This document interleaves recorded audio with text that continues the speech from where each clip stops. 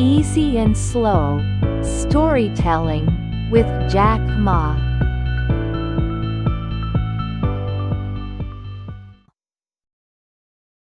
For years, Jack Ma was seen as a symbol of China's internet rise, of entrepreneurship, of optimism, a smiling teacher who built an empire.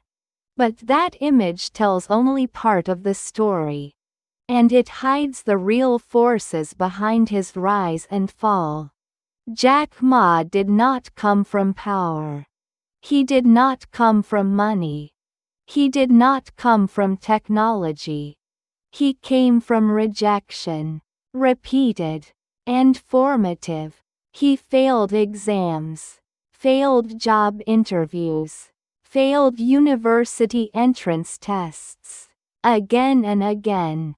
At one point, he applied to dozens of jobs, and was rejected from all of them, including a fast food restaurant. That experience shaped him deeply.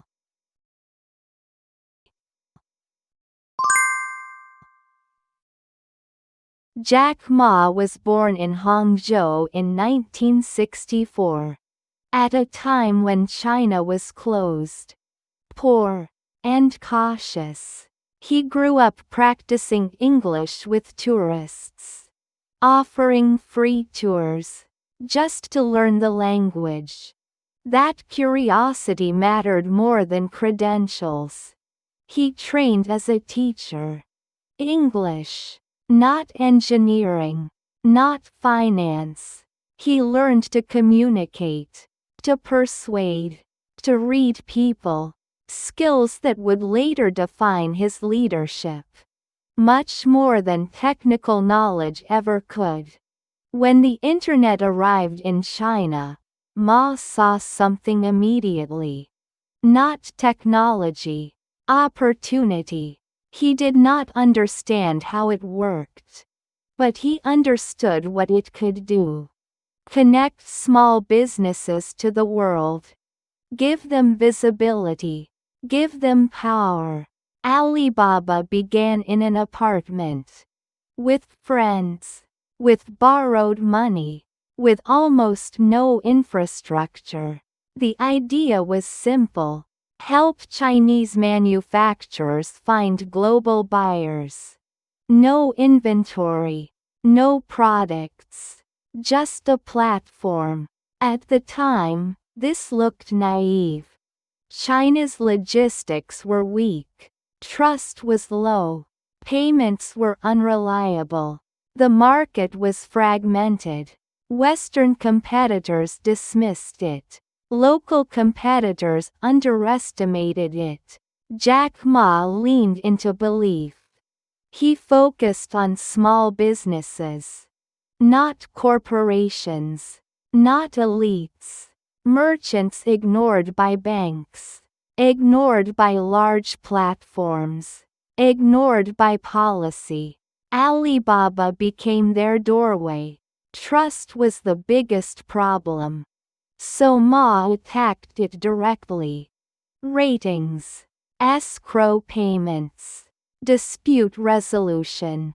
Alipay emerged not as a product, but as a necessity to make commerce possible. This decision changed everything. Payments unlocked scale. Scale attracted merchants. Merchants attracted buyers. Network effects formed. Alibaba grew faster than anyone expected, including its own founders. Ma became the face of it all. Charismatic, story-driven, optimistic. He spoke in metaphors, in parables, in jokes. He was not intimidating. He was relatable. That made him powerful. Alibaba expanded. E-commerce, cloud computing, logistics, digital finance, entertainment. The ecosystem widened, but the core belief stayed the same. empower the small player.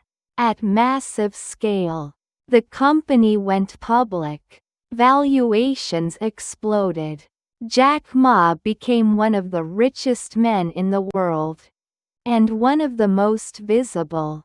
Not just in business, but in culture. He sang. He danced. He lectured. He inspired. This visibility was a double-edged sword.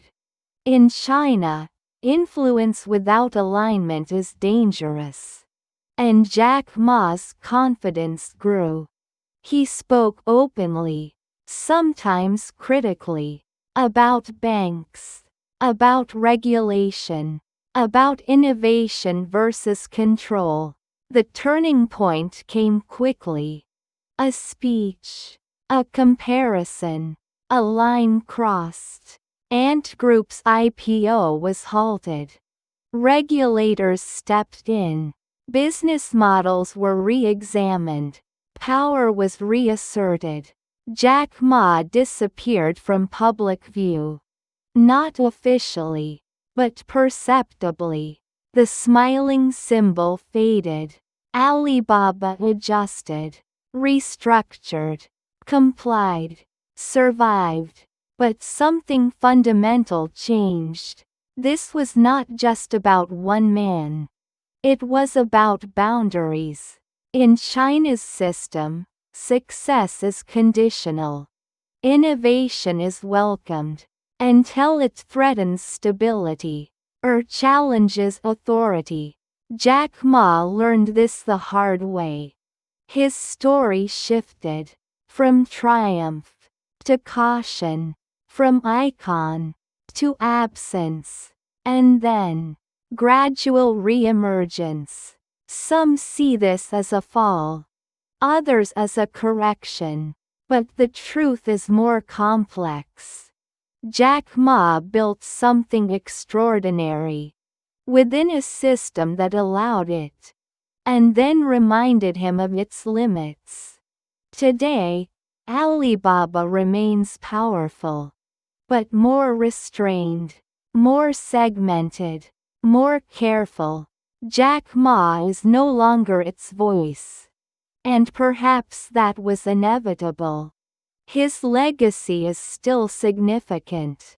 He showed that technology is not just code. It is trust, narrative, human behavior. He proved that non-technical founders can build technical empires if they understand people. But his story also carries a warning.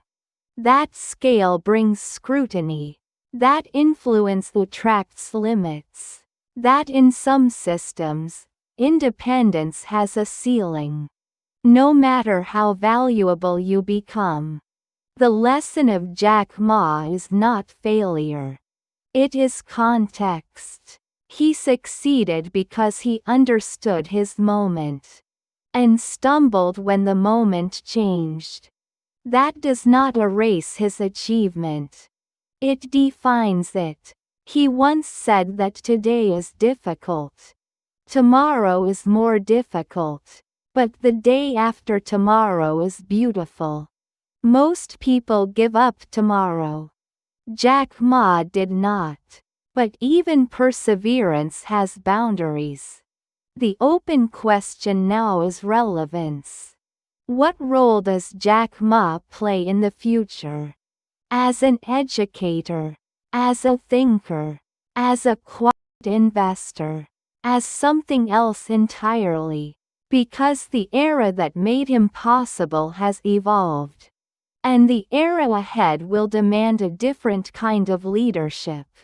Less visible, more aligned, more cautious. Jack Ma's story is not over.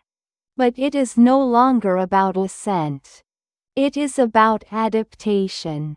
And in that sense, it reflects the system he helped build. Dynamic, powerful, and always changing.